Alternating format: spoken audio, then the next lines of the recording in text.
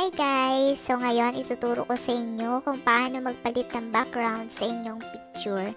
So ayan, punta lang tayo sa Photoroom. Ayan, so click lang natin yung start from photo and then pili lang tayo ng picture na gusto nating tanggalan ng background. So hintayin lang natin. Yan. So nawala na yung background. Click lang natin yon. Then punta tayo sa background. Then replace. Then, punta tayo sa My Photos. Then, piliin natin kung ano yung gusto nating i-background.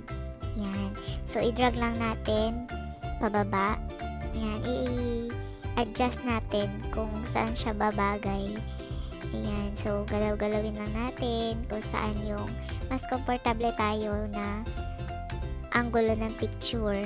So, pagkatapos nun, click natin yung save dun sa may taas.